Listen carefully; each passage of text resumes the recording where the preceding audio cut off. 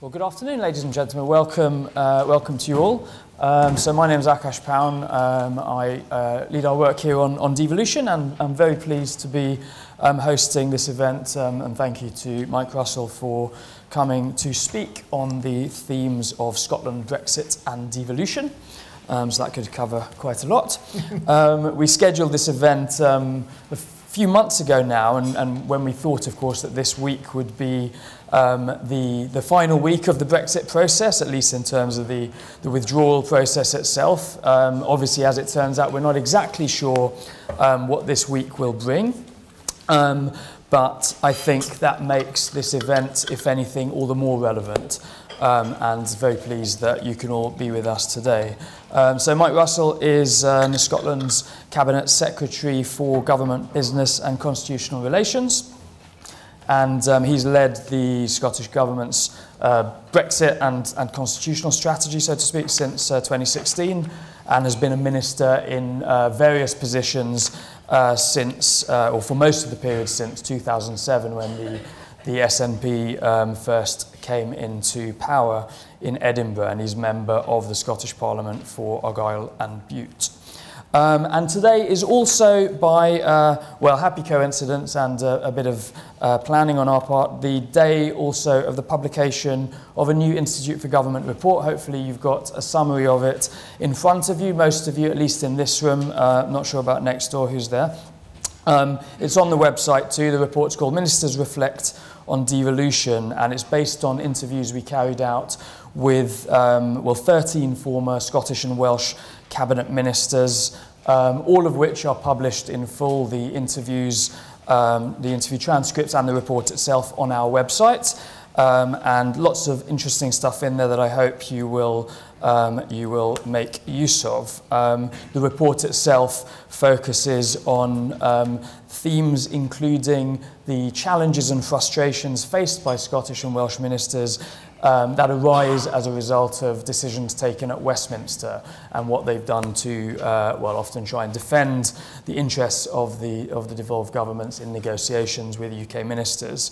And I suspect we may hear some reflections on that same theme today. And indeed, I know that we will do, because, to coin a phrase, I thank the Minister for advance sight of his statement.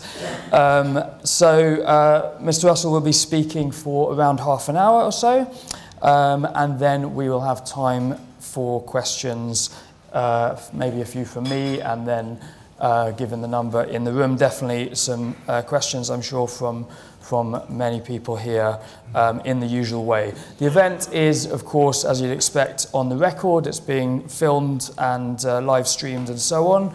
We're using the twin hashtags IFGDevo and IFGBrexit, if anyone wants to tweet as well.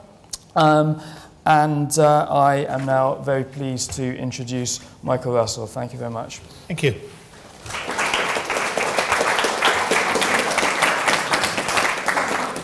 Well, thank you to the Institute and to you, Akash, for giving me the opportunity to address such a well-informed and engaged audience at what is undoubtedly a historic time. Let me start this by going back beyond Brexit, if it is possible for any of us to remember that far back. On the 31st of October 1956, during the Suez Crisis, Anthony Nutting, one of the stars of the post-war Conservative Party, resigned as a Minister of State at the Foreign Office. He did so because he felt he'd been put in an impossible position, having negotiated the final details of the UK's treaty with Nasser only 2 years before. The secret attempt by the British and French to abrogate that treaty in concert with Israel, and eventually by using force, was, he believed, mistaken and deceitful. However, his sense of honour and duty and the fact that there was a military action underway prevented him from explaining his actions in full until 1967. And even at that time, he faced opposition from the Cabinet Office when he published his memoir entitled No End of a Lesson. The title is, of course, taken from a poem about the Boer War by Rudyard Kipling. Let us admit it fairly, as a business people should. We have had no end of a lesson. It will do us no end of good. Not on a single issue or in one direction or twain, but conclusively, comprehensively, and several times and again. There are many lessons to be learnt from the past, but it is perhaps to Suez that we should look for the most illuminating of them at this moment of political and constitutional crisis. One of those is that principle or loyalty are not without cost. Another is that lies and deception are bad foundations for making policy. But the third and most powerful is this, that imperial pretensions in post-imperial powers, hankerings after power and empire long gone, are bound to end in tears, particularly if the country involved refuses to learn any lesson at all from the experience. The Suez delusions are alive and all too obvious today. Brexit arises from an inflated and unrealistic view of Britain's place in the world, its role and influence. That delusion is egged on by politicians and some sections of the press, high on inhaling their own rhetoric. As the front of today's Daily Telegraph might tell you, it's even taken a biblical twist now. There's a persistent, all-embracing lack of candour from many, but notably the UK government, to the people of the UK, to our negotiating partners in the EU, and ultimately to ourselves. Last week's events made clear the extent of the UK's folie de grandeur. The Prime Minister was left outside the room as the country's fate was discussed by others. I noticed a journalist tweeting that the sight had made him feel really no-dealy. But how could it be otherwise once we had chosen to leave? But there are differences too. Serious and profound as the Suez crisis was, it was first of all a crisis of prestige and power. The Brexit crisis, made in Westminster by the Prime Minister, presents, in my view, a much greater risk to the country, our economy, our society, our culture, our people, and our politics. And its effect will be with us for generations unless we take urgent action to avert it. One of the factors at play in the Brexit crisis, which was not present during the Suez crisis, is the existence of a different constitutional settlement on these islands. Although Westminster often tries to pretend that devolution doesn't really change anything, it actually changes a great deal. The Prime Minister gave away her flawed understanding of that fact early on in the Brexit crisis when she said that the UK entered the EU as one country and will leave as one country. But this is politically as well as geographically illiterate. There are 4 countries in this state, and there are 4 parliaments or assemblies. 20 years of that constitutional order cannot be wished away or washed away by prime ministerial diktat. My thesis, and it's not one I'm alone in holding, as to give one example, Carwyn Jones made the same substantive point when he spoke here last year, is that Brexit has proved too heavy for devolution to bear, and that therefore a new constitutional settlement will be required should Brexit take place. Of course, that is most graphically seen in Ireland. It was a crucial point made early on by the then Deputy First Minister for Northern Ireland, Martin McGuinness, and the continuing detrimental effect of Brexit on Ireland remains a huge worry, or should remain a huge worry, for all of us. Peace in Ireland and the benefits of the Good Friday Agreement are far too important to be sacrificed for fallacious and doomed attempts to recapture an imperial past. But I'm not going to dwell on the issue of the Irish border today, save to say that the Scottish Government will always do everything it can to promote peace and prosperity on that island and everywhere else. Let me, however, separate out the immediate issues of Brexit from the longer-term lessons. The first task I believe we should all have is to ensure that the Brexit process is halted, temporarily or permanently. It's therefore obvious that Article 50 must be extended, and our preference is for an extension to be one that would allow a further referendum on EU membership with Remain on the ballot paper. Failing that, Article 50 should be revoked before the UK leaves the EU to prevent a no-deal Brexit. Only those steps can give us a chance of escaping from the disasters of Brexit with some semblance of order. Then we must take the necessary actions to create a new constitutional settlement for these islands. For Scotland, that means establishing a new relationship based on equality. And in the Scottish Government's consideration, only independence for Scotland can do that. Now, in order to consider why that is, I need to go back a little, and particularly to the Scottish independence referendum of 2014. A central issue in that referendum was Scotland's place in the EU. The Scottish Government believed then, as we do now, that the best future for Scotland is to be an independent member of the European Union. Scotland benefits hugely from being inside a single market of more than 500 million people. We value the rights EU membership offers to workers and the protections it's provided for our environment. We benefit from our freedom to travel, study and live in Europe, and also from the contribution that our fellow EU citizens have made to Scotland. For the Scottish Government, freedom of movement is not a trade-off to be endured in return for free trade. It is instead an additional and very welcome benefit. Indeed, it has been a vital part of the success we've had in recent years in reversing our historic population decline.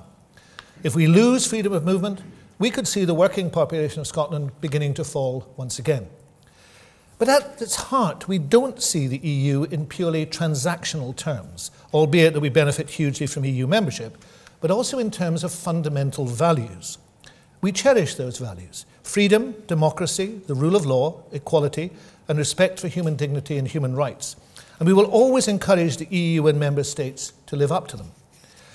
The former Irish ambassador to the EU in Britain, Bobby McDonough, recently wrote, "The Irish people want to stay in the EU for the very reason Brexiteers want to leave: control over our future, the diversity of our society, the value of sovereignty, which should be used confidently rather than hidden away and protected from the light." The idea of independent nations using and sharing sovereignty and expressing solidarity appeals to us. And many of us have, in our own lives, other reasons to be grateful for the peace and prosperity that membership of the EU has brought. We should talk more openly of these. In my own case, because my father was wounded on the beach at Dunkirk as a 19-year-old. That was a terrifying and life-changing experience for a 19-year-old lad from the douce-wee seaside town of Troon.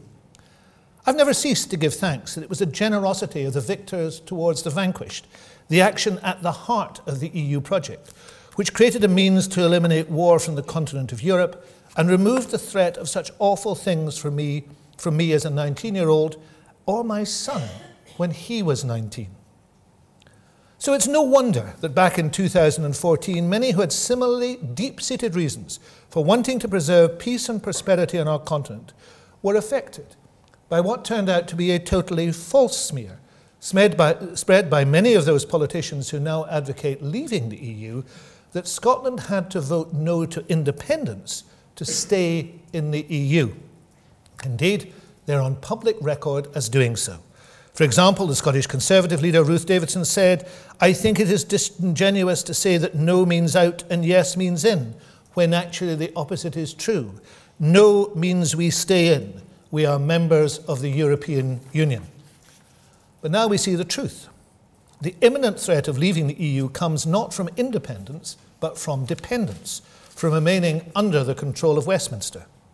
Scotland's positive engagement with the EU is further demonstrated by the result of the Brexit referendum of 2016, when we voted decisively to stay in the EU. 62% to 38% of the population who voted. Every local authority area recorded a pro-Remain majority.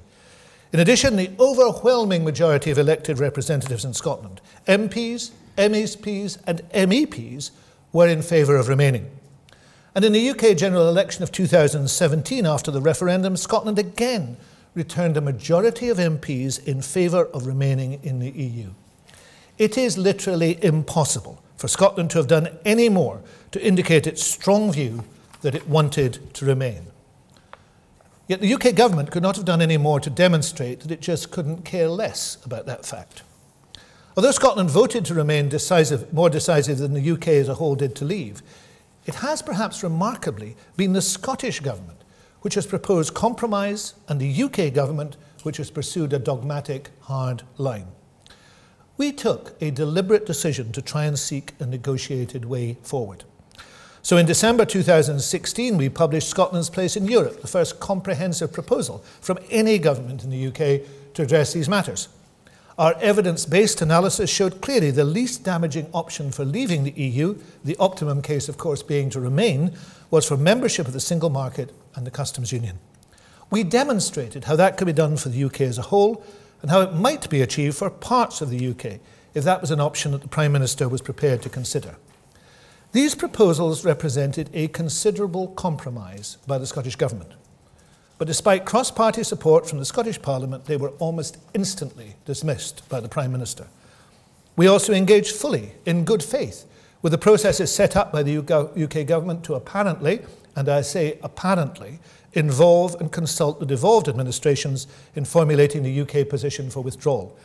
Indeed, the terms of reference to the JMC set up for this very purpose and agreed in October 2016 say that it would seek to agree a UK approach to and objectives for Article 50 negotiations and provide oversight of negotiations with the EU to ensure as far as possible that outcomes agreed by all four governments are secured from these negotiations. But the UK government has not met those commitments. I've been a member of that committee since it was established. It is my experience that at no point has the views of the Scottish Government or indeed the Welsh Government or the Northern Irish representatives been addressed in a way that has left us believing we have been listened to and would be taken account of. Still less has there been any recognition of the need to accommodate the pro-EU majority in our country, nor the position of Scottish elected members and the repeated majority views of the Scottish Parliament, usually more than 2/3 to 1/3 on substantive Brexit issues. There has, in short, been no attempt to reach out and build a truly UK position in these negotiations. Now, we're not alone in noticing this. The world is now well aware of this Prime Minister's way of doing business. The fatal flaw in her position has been the absolute refusal to listen to other points of view and the complete failure to devise with others acceptable ways forward that could command majority support. This would be hard enough to bear at any time, but there is more evidence that underlines the need for profound change, because it is also clear that the UK government is intent on undermining the existing devolution settlement and rolling back to an even more centralised state. Devolution, as I've said, in its current form has not been able to bear the weight of the Brexit process. But rather than mitigating that situation, more weight has been piled on it by the Prime Minister herself. In her Conservative Party conference speech of March 2017, the Prime Minister said, "As we bring powers and control back to the United Kingdom, we must ensure that the right powers sit at the right level to ensure our United Kingdom can operate effectively and in the interest of all its citizens, including people in Scotland. We must also ensure that the UK, which emerges from the EU, is able to strike the best possible trade deals internationally. In short, we must avoid any unintended consequences for the coherence and integrity of a devolved United Kingdom as a result of our leaving the EU." Translated, the meaning is clear. The UK government would use Brexit to change the devolved settlement in the way it sought fit in order to deliver its version of Brexit. International trade deals were to take precedent over the constitutional settlement. And the UK government would itself define what these unintended consequences might be and how they would be resolved. Now, the results have been there for all to see. The EU Withdrawal Act in 2018, imposed against the express wish of the Scottish Parliament, gave UK ministers a power to restrict the Scottish Parliament's competences unilaterally and without agreement. For the first time in the 20-year history of devolution, the UK government legislated on devolved matters without the consent of the Scottish Parliament. The Sewell Convention, the legislative consent provisions which are fundamental to the protection of the Scottish Parliament, was deliberately broken, despite repeated promises that it wouldn't be. And then the UK government took steps that prevented an act of the Scottish Parliament, passed by an overwhelming majority, becoming law, challenging it in the Supreme Court, and then, without waiting for the court's verdict, changing UK legislation in order to stop it ever coming into force. So what now? To go back to 2014, Scotland voted to stay in the United Kingdom. A United Kingdom that was part of the EU, but also a United Kingdom that was characterised repeatedly during the campaign as a union of equals.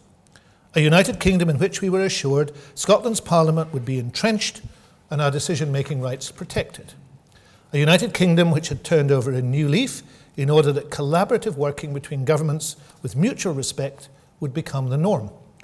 A United Kingdom, as Gordon Brown put it, as close to a federal state as you can be in a country where one nation is 85% of the population.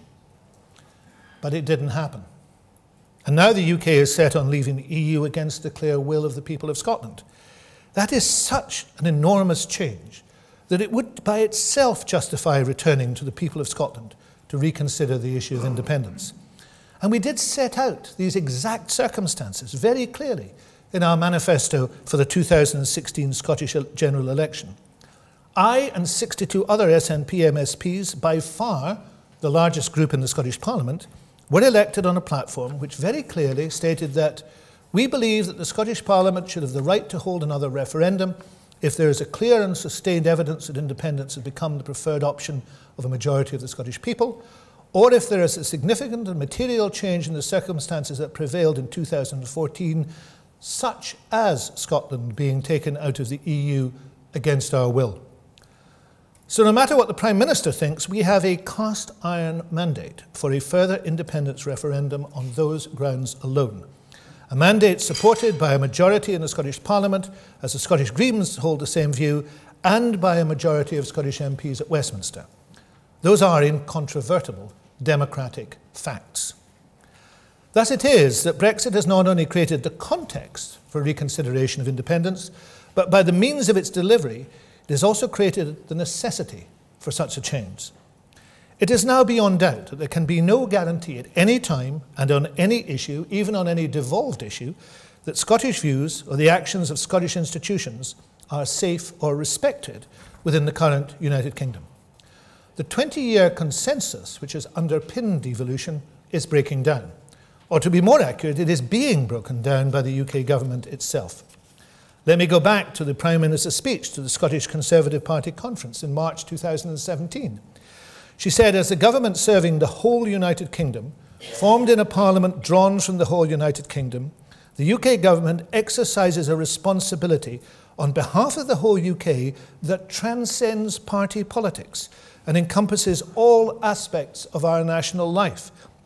We must unashamedly assert this fundamental responsibility on our part.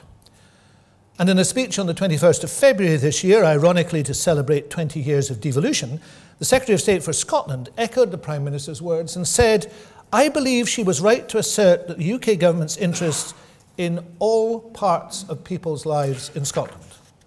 All parts of people's lives. Not those parts that are covered by reserved competencies, but all parts. These speeches set out a position that is without doubt hostile to devolution. For let us be clear, the UK government is not responsible for all matters across the UK. It has no power of oversight or supervision of the devolved governments in their devolved functions. There is no hierarchy of governments, but only a hierarchy of parliaments. Governmental competence in devolved matters is exclusively for the devolved administrations. That the Prime Minister and the Secretary of State of Scotland do not believe that to be the case is a matter of concern about both their understanding of the devolution settlement and their intentions for the future. That is why, for example, on a governmental level, the Scottish Government is refusing to have any further truck with the UK Government's invented concept of the supposed needs of some non-existent UK single market, which can be used to ride roughshod over devolved responsibilities. But UK ministers are not alone in these views. We, of course, recently witnessed Conservative MPs from Scottish constituencies arguing the New Towns Fund should not be passed to the Scottish Government as a devolved matter, which it is, but run centrally by the UK Government.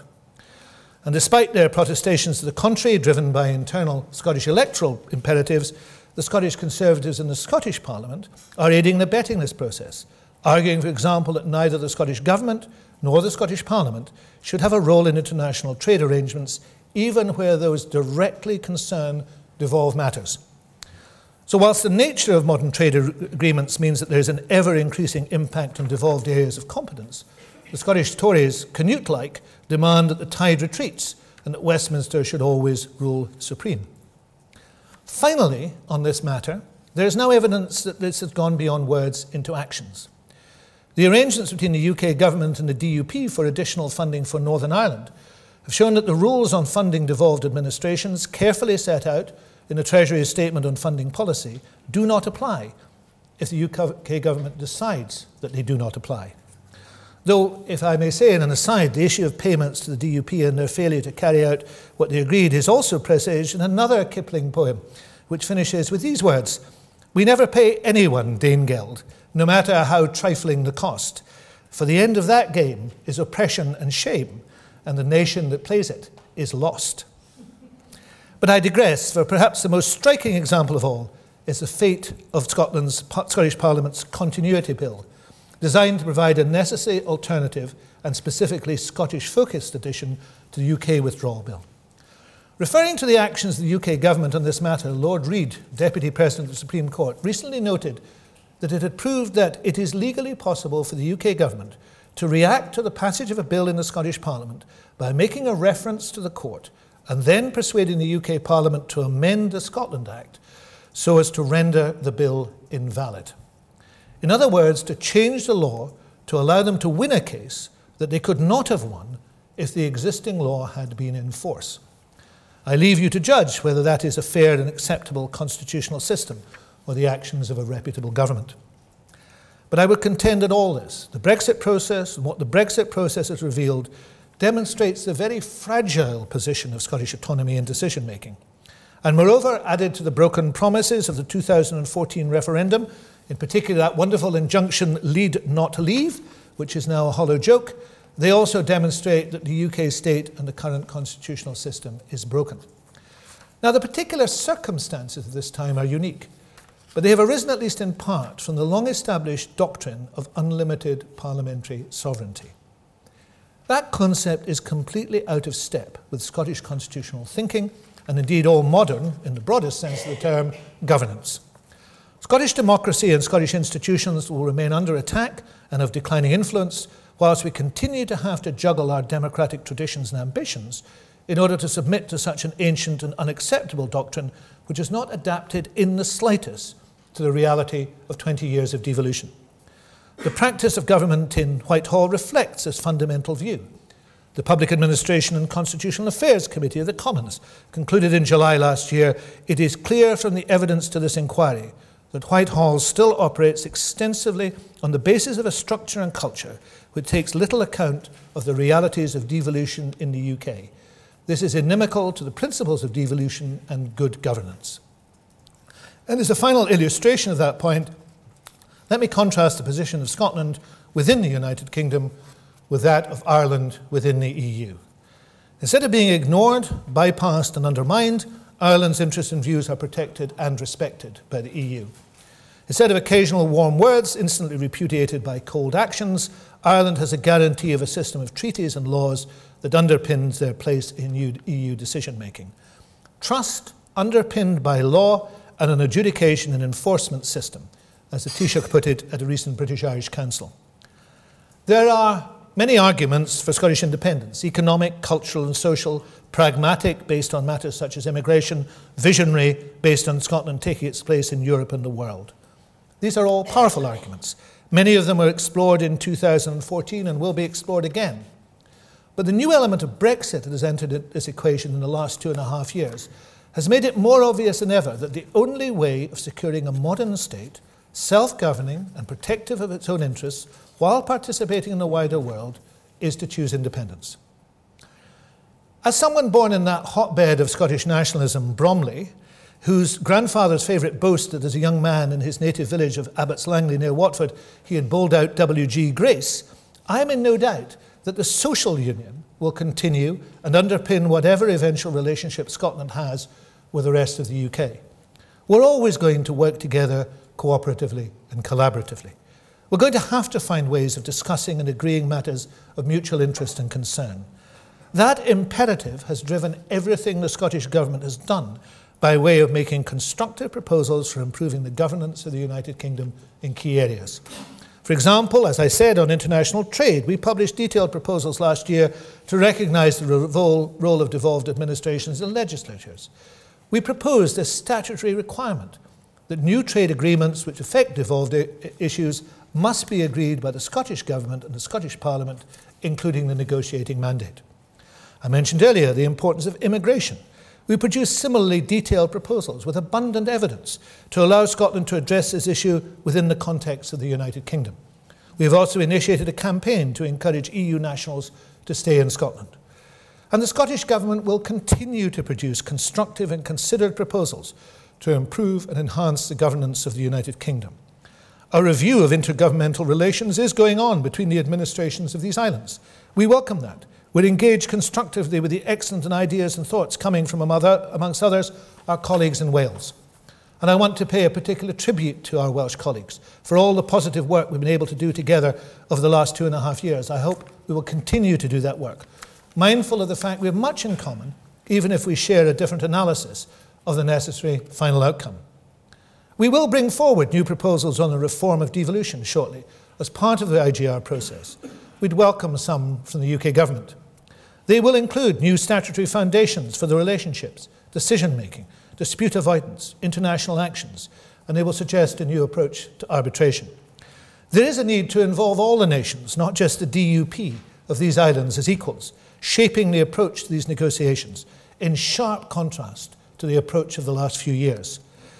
From a devolved perspective, I think it is clear that no progress could be made without a firm statutory basis for the IGR, entrenched and protected and subject to judicial oversight. The doctrine of unlimited parliamentary sovereignty needs to be adjusted to take into account the realities of devolution, as it was adjusted to take into account the realities of EU membership. The Sewell Convention needs to be properly set out in law, well beyond the current symbolic provisions, and again should be subject to judicial oversight. And it's worth noting that the proposals to get that convention working again have been made to the UK government on a number of occasions over the past year, but haven't even been responded to. And in addition, though the governance of England is not a matter for me, perhaps the way that Brexit has exposed very cruelly current UK institutions provides an opportunity for England itself to examine how power can be more evenly distributed geographically and organisationally. Reform is possible, desirable, and indeed essential given the lessons of Brexit. It would provide a firmer basis for the proper governance of the UK, whether or not Brexit takes place, and whatever Scotland's eventual position. But such a radical approach would also require imagination, commitment, the rejection of nostalgia, and some political courage. And there's the rub. For I see nothing in the current UK government or its potential successors that suggests that such things would ever be a priority. Indeed, refusing to allow such issues to be discussed or resolved by democratic means is a continuing and persistent knee-jerk reaction of all the Westminster-based parties, both in London and Edinburgh, with the current Foreign Secretary adding just last week that, of course, such a process would be rejected. The Scottish Government is always ready to discuss and debate such ideas, but if it cannot get a hearing or any response apart from contempt, then it must draw an inevitable conclusion. That either Scotland, in the words of the First Minister, is prepared just to grin and bear it as Brexit trashes our country, or it is prepared to find the constitutional means to move forward into a modern state of normality. Much has been made in recent weeks of that definition of insanity, which says it is doing the same thing over and over again and expecting different results. For Scotland, believing that after Brexit things will revert to some pre-Brexit ideal state, which never existed, and that the promises made and broken again and again will in some way finally be honoured, would fit that definition. It would also fly in the face of actual experience, not just in the past 3 years or 5 years, but over a much longer period. This debate, after all, has been going on for almost a century. Something better is possible, and we must, out of duty to our fellow citizens, secure it.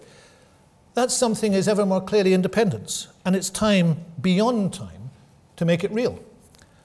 I started this lecture with Suez, Anthony Nutting, and Rudyard Kipling. Let me finish by completing that story. Anthony Nutting paid a heavy price for his political courage, both his resignation on principle from Eden's government and his decade-long silence on the reasons for it. Despite being, in the private assurance from Macmillan, someone likely to lead the Conservative Party, he was forced out of his parliamentary seat shortly afterwards by a hostile constituency association, and he never returned to elected office, trying for Parliament only once more.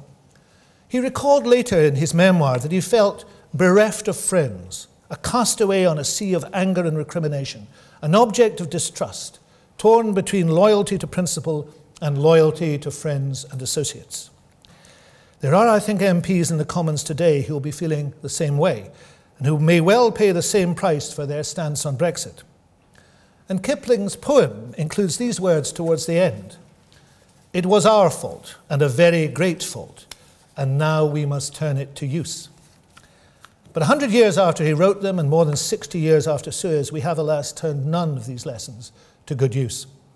There are lessons to be learnt about international humiliation, certainly, but there are also ones closer to home, lessons about the nature of UK institutions and the culture of governance in the United Kingdom.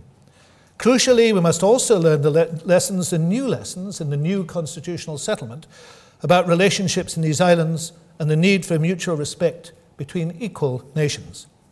In order to secure equality, we must establish a rules-based system to govern role and relationships. Trust, yes, but underpinned by law. The norm for that is independence for both parties. Such independence, based on mutual respect and a desire for cooperation, will benefit all of us. The evidence shows that this is the only solution that will now work. The political and democratic need for it is blindingly obvious. The model for establishing it is crystal clear. The issue, therefore, for many of us is not if or why, but when. Thank you.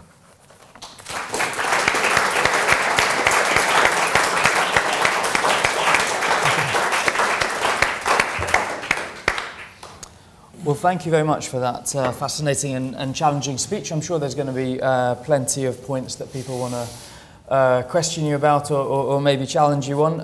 I've just got a couple of questions before I do open it up to the floor. So on one specific issue you raised about the current intergovernmental interaction, and then on a couple of the kind of bigger constitutional points. So you mentioned, I think, or you used the phrase that the Scottish Government would refuse to have any further dealing with or further truck with the concept of the UK single market, which I thought was interesting, given that my understanding was that the ongoing discussions around developing post-Brexit common frameworks were founded or were taking place on the basis of a shared agreement that protecting the functioning of the UK market was one reason why you might need new framework. So I just wondered if something had changed in that respect. I think we've failed in the last 2 years to define what the UK single market is. There is no definition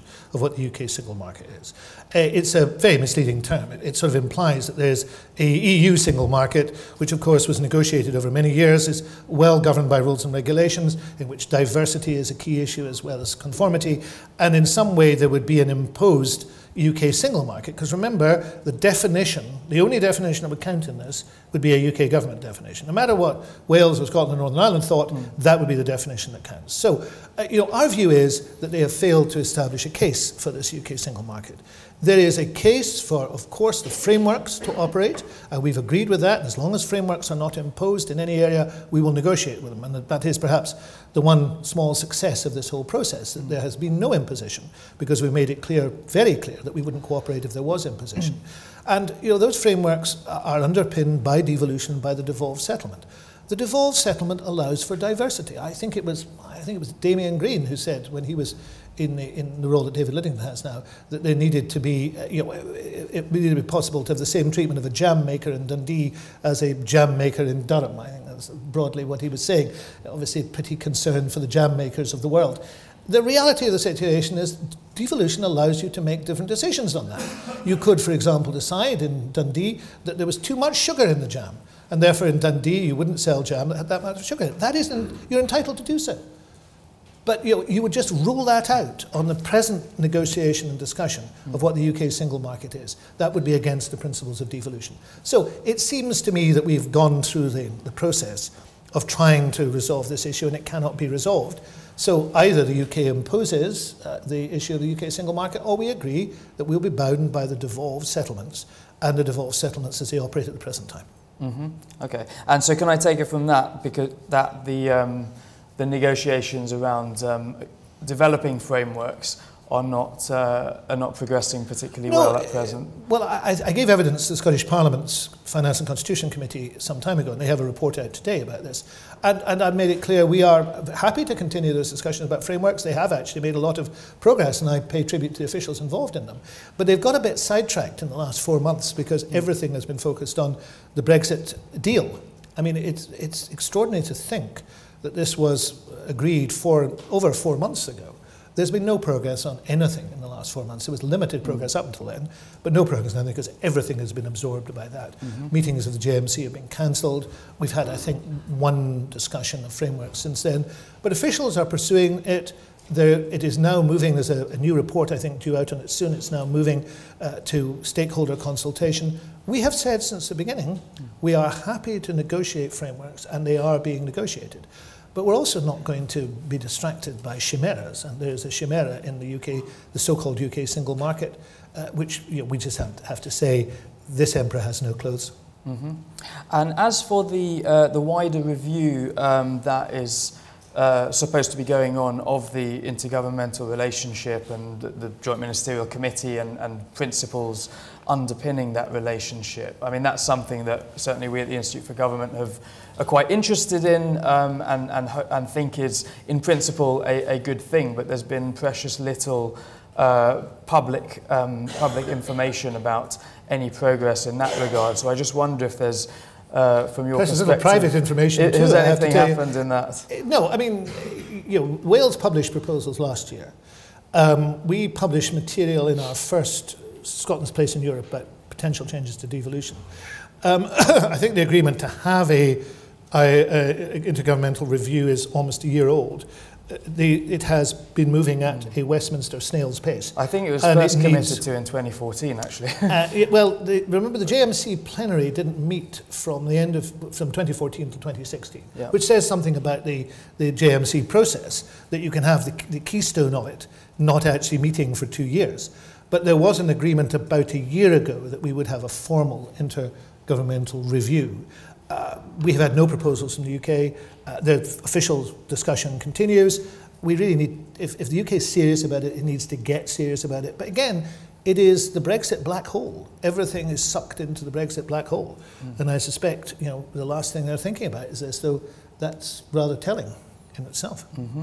Yeah, I think that is quite possibly the best explanation. And so as far as Brexit is concerned, you of course reiterated the Scottish Government and the SNP position that you would like to see a further referendum on EU membership with Remain, of course, on the ballot paper. And well, we'll see what happens this week. It's possible that that does start to look like a feasible outcome. But if it were to happen, it is of course possible that we'd have a similar outcome to 2016 in the sense that Scotland might vote one way, most probably Remain, whereas the UK majority, because of the weight of population in England and so on, might deliver a majority again for Leave. So, I mean, would the Scottish Government accept another referendum on the same terms, effectively, because with no special requirements for majorities in each nation or anything like that? Well, I've met, we did propose at the time of the original bill on the referendum, there should be a four-country bloc. Yes, I recall that. I can certainly see discussion of that as arrangements for referendum moving forward. There would have to be some such discussions. But we thought long and hard about this. I had detailed conversations with some of the people involved in the second referendum movement, and it seemed to us that we should reserve our position on that, undoubtedly, make it clear that that was a concern and a worry of ours. But if that were to stop us supporting a second referendum, that would be the wrong thing to do, given the threat of Brexit. Brexit is, in entire UK terms, an existential threat, but in Scotland, it is, even if it were possible, to be worse than that. The Prime Minister's deal, for example, in ending freedom of movement, creates enormous difficulties for almost every part of Scotland. Particularly, as you said, I represent Argyll and Bute. Highlands and Islands of Scotland is not reproducing itself. There's no natural population growth. Indeed, there's natural population decline. So the only way you can maintain a working population in the Highlands and Islands is by migration, and freedom of movement is ideally suited to that. So in the next 10 years, a fifth of the working population of the Highlands and Islands of Scotland are going to retire. Demography takes its effect. How do you replace those 80,000 people if you have not got active migration into the area? And it is freedom of movement is the best way to do it. That is an incontrovertible fact. Now, I've put that to 3 successive UK immigration ministers. One didn't respond, One told me that they heard the same issues in their constituency about the construction industry. And the third one, I think, went on to talk about not granting the people of Lincolnshire any powers. You know, it was contempt. But that's the reality of a fifth of the UK's landmass in terms of population and migration. So we have to say any Brexit of that nature would be disastrous. And you know, if you're then going to have we proposed in our original paper, single market and customs union membership, which would preserve freedom of movement, you know, that would have been tolerable, but things have moved on. Mm-hmm.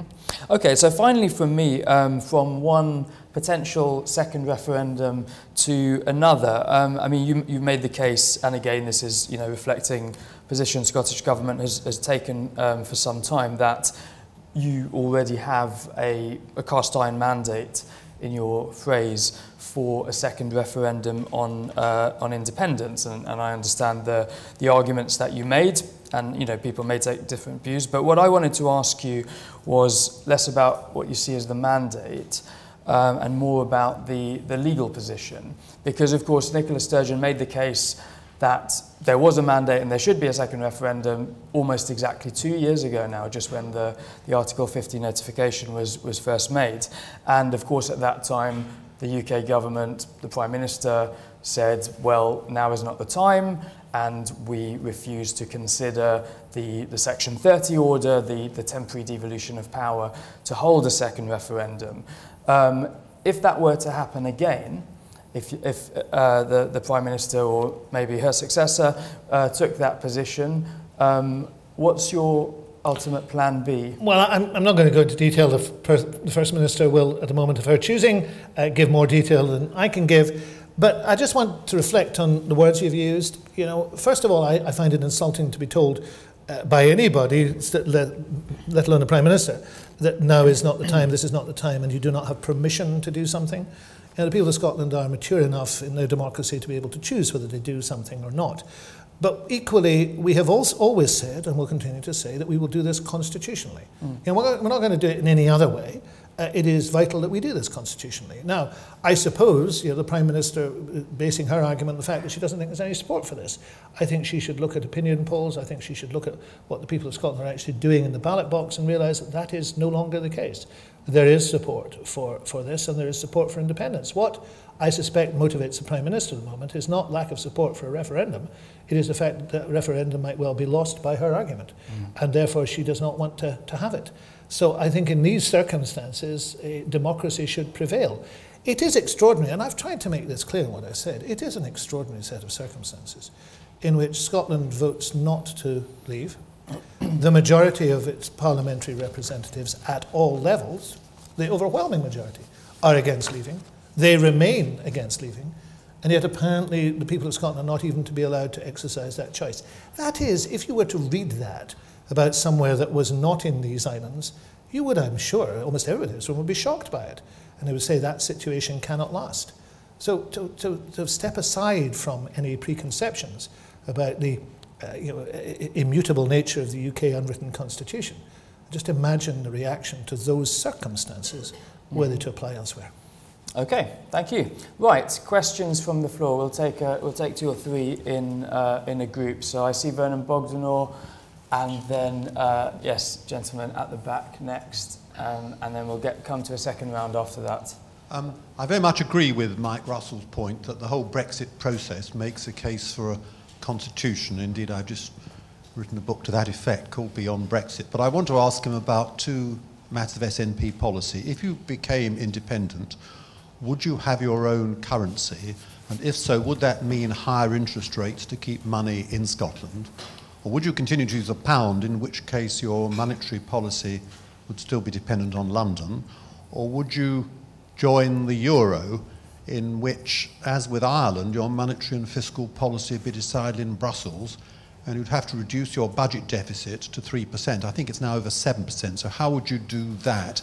And my second question, it was very brief, is that in 1975, when the rest of England, when Britain wanted to stay in the the SNP was the only party in Scotland advocating a no vote. In 2016, when Britain wanted to leave, the SNP was the only party in Scotland advocating a remain vote. Now, when did the SNP change its policy and why?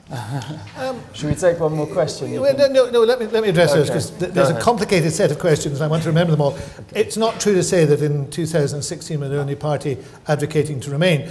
But I can, on the second question, absolve myself of responsibility. I joined the SNP in 1974, and although some would regard me in this audience as being a hack and apparatchik of the SNP, in 1975 I defied the party instruction and voted for membership of the EU, and I've been consistent in that matter ever since. The other difference there, of course, being that the SNP's advice to vote against was not heeded, except in two parts of Scotland, in Shetland, I think, and in the Western Isles. The rest of Scotland ignored the SNP's advice. This time, the whole of Scotland accepted the SNP's advice, which tells you something about the change that has taken place. On currency, I'm not going to go into detailed policy because at the conference, spring conference this year, we will debate the Growth Commission report, which has a number of recommendations in that. We will move forward in that. What I'm going to say is this. I enjoy this debate on currency for a particular reason. In 2014, we were told that we could not have the pound, we would have to have our own currency. Now many commentators tell us that we cannot have our own currency, nor can we have the pound. This does indicate a dilemma for a newly independent state, one that has never occurred for any other independent state in the world. Every other independent state in the world has been able to have a currency. But apparently Scotland is so bemused and befuddled by this thing that it won't happen.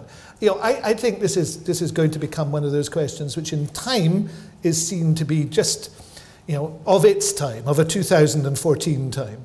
And I look forward to the debate at the conference, a resolution of this matter, which is clear in the documentation, but I'm not going to read it out. We hear all the time, and we will have a currency and be able to honour all our commitments, mortgages, loans, pay dividends, pay pensions, because that's what happens in a mature country.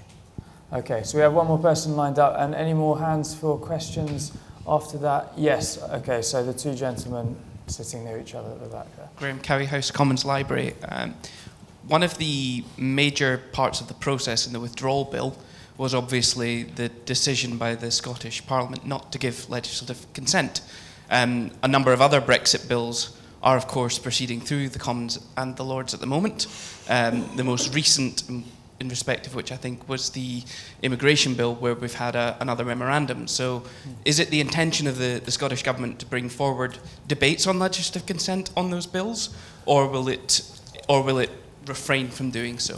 Well, our procedure is that we will bring forward a legislative consent memorandum, but we won't bring forward a legislative consent motion. This is delving into the arcane mysteries of the Scottish Parliament's standing orders. But as a founding business manager of the Parliament, I'm always happy to do so. We have made one exception. You're right to say that we've said that we will not pass legislative consent motions for Brexit legislation. That's quite a generous thing on our part, because we're prepared to pass them for other things, even though the UK government broke the system by operating it in the way that it did. But we made only one exception, and that was on the health bill, where there was a question that it might have affected provision of healthcare services to UK residents living in Europe, and as a result of which we felt it wasn't fair to do anything else.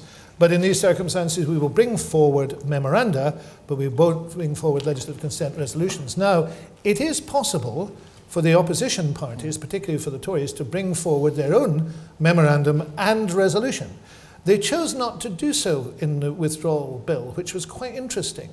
But they could do so at any time. They'd have to put a bit of work into it, but they could draft a memorandum and bring forward a resolution, and the Parliament would have its say. What we've done with no resolution and no consent is given. Okay, thank you. Yeah, and the gentleman there. Okay, thank you. Hello, Sean Spears from Green Alliance and Green UK, which is a coalition of 14 environmental groups working on Brexit. We work closely with Scottish Environment Link on that. And the environment is one of those areas which Brexit has sort of thrown up the importance of the devolution settlement, because 80% of environmental laws are decided in Brussels, and I don't think anybody really anticipated those powers returning to the UK. You've made a powerful case for the ineptitude and tone deafness, etc., of the UK government and its unwillingness and failure to deal with the Scottish government. I wonder two things. One is whether you think there's been any ways you wish the Scottish Government had behaved differently is all the blame, 100% of the blame on the UK Government, which I could kind of believe. I think Brexit's been a difficult thing for the UK state to deal with. But the other question is whether there are any reservoirs of goodwill which could enable co-owned, co-designed institutions to take on some of the duties currently held in the European Union, or if the only solution is independence of Scotland. Because, of course, one of the things that UK politicians and civil servants say is, oh, the Scottish Government aren't interested in finding solutions, they're just betting everything on independence. Well, strangely enough, I've heard that criticism. I have to say that our actions prove it otherwise. I mean, you know, I bear the scars of 2.5 years of trying to negotiate with the UK government.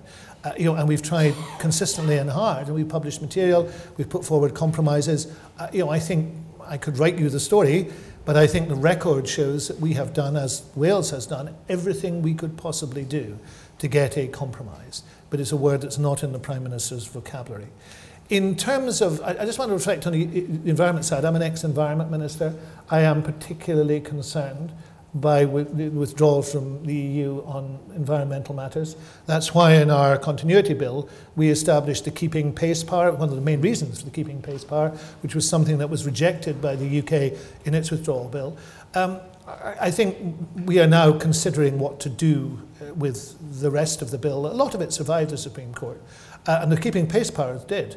But we have to decide what we do, how we bring them back into the chamber. But I think there will be a widespread agreement by the parties in the Scottish Parliament, probably not the Conservatives but everybody else, that we should bring back some form of keeping pace power and that it should apply to environmental matters. There's also, as you know, a review of environmental governance taking place. So, but you know, the threat of Brexit is particularly severe for environmental legislation. That served Scotland well. In terms of what we have done, I mean, you know, there will undoubtedly be people will pore over this for generations to come. You know, many, many books. You know, as a Scottish historian, a cultural historian, there was people used to say of the island of St Kilda that it was the smallest spot on earth that had the most written about it. I'm absolutely certain that, you know, Brexit will be the smallest idea that has the most written about it for a long time to come, and people will be able to judge then by our actions. But you know, I think we've behaved very fairly, very openly, very transparently, and I think that's really been important. We've reported on what we've done, we've written about what we've done, we've given evidence to the Scottish Parliament, I've given evidence to Westminster on what we've done, and others will have to judge in the end. Mm-hmm. Okay, any more questions? And if there's anyone next door, I'm not sure how full that room is, but if you want to ask any questions, stick your head in. And yeah, great, see a couple of people at the front here, so yeah, and then... Thank you. Michael Jay from the House of Lords. I thank you very much. I greatly enjoyed that talk. W.G. Grace's views on devolutions are rarely discussed, if I may say so. What I wanted to ask, you talked about the sort of lack of trust, really, between, I suppose, Edinburgh and London in particular. What sort of structures after devolution would you like to see which would ensure that there was trust and was a constructive grown-up discussion between Edinburgh, London, Cardiff and Belfast on the issues which were going to have to be discussed after Brexit? I think the key issue in here is the quote I used, or the description I used from what the Taoiseach said. I think there's a different understanding of trust in the European parliaments and the UK parliaments, and I'm much keener on the European understanding of this. Trust works when it is underpinned by law. And you know, the relationship between the 27 is a trusting relationship because you can enforce it. There are norms of behaviour that can be enforced. There are rules that can be enforced. The UK government's view of trust is it's some sort of, you know, all-embracing friendship. You just say, oh, we trust you. That doesn't work. And that's the problem with the unwritten UK constitution and how it operates. You know, in the end, trust comes down to the fact that either, you know, there is an acceptance of what each of us say, or somebody imposes their will. And that, in this relationship, has to be the UK, because they can change the rules. The dispute resolution mechanism in devolution is, in the end, the UK government will decide. So I want to see a relationship based on the rule of law, a trusting relationship. Now, it seems to me, if that is your objective, you know, it is conceivable, and I used the words judicial oversight several times, it is conceivable that you could build that into devolution, but I believe there is no will to do so, nor any intention. And I think it would fracture the political parties of the UK to do that. So it seems to me that the obvious thing is there's only one other way you can do that, which is to have an independent relationship based on trust and based then on the rule of law, an agreement between states. And that seems to be the best way to do it. And I don't see another way of doing it. Okay, yeah. Right, last two questions. Should we just take them together and then we'll be right up to 2 o'clock? So. Michael Sturrock. It was suggested recently by University of Strathclyde constitutional law professor Alison McCaig and indeed another constitutional law professor, I can't remember which, that it was within the constitutional remit of the Scottish Government to have at least an advisory second referendum. Would the Scottish Government consider that as a course of action just in the near future as a kind of suggestion of democratic mandate? Okay, and then, yeah, finally. Thanks. John Lloyd, I'm a journalist.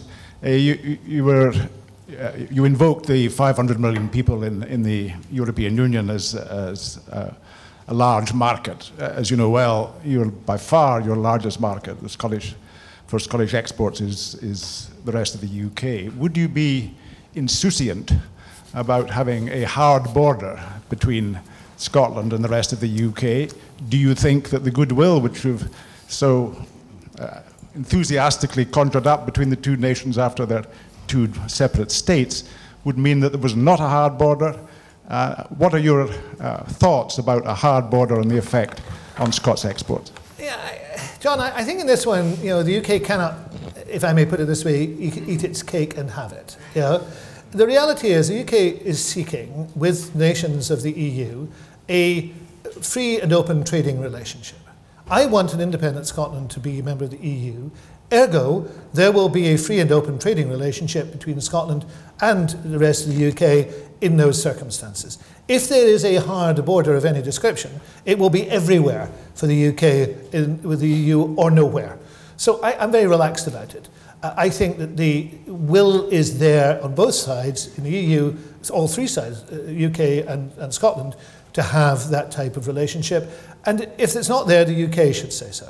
But the second point to argue is this one. There is a need. I'm not sure I agree with the statistics as they're presented.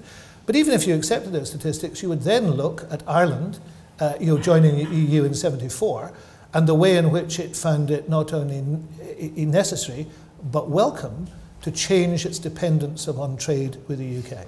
And it has done so dramatically. I'm happy to provide you with the figures. It has done so absolutely dramatically. The dependence, which was into the 60 to 70% in '74, has dropped to, I think, 20% and is still dropping. And that's positive because it has widened and increased its ability to trade right across the world. And that is a positive thing and would be a positive thing for Scotland. So I think both of those answers would indicate I have no desire to do anything other than to make sure there are free and open borders. And it is quite clear that if that is the view of the rest of the UK as well, then we would be happy together on that. Let me address this issue, advisory referenda. I held constitutional responsibility in 2009-10 in the Scottish Government as well. I'm familiar with the argument. The Scottish Government has always believed that there is a necessity to operate within the Constitution. The Scotland Act is clear on that matter, and I don't see us departing from that. If you were to ask about advisory referenda, I would say, look around you with the results of advisory referenda. It doesn't seem a sensible idea. So if you're going to do anything, do it properly. Okay, excellent place on which to end. And just please join me in thanking Mike Russell for his fascinating contribution.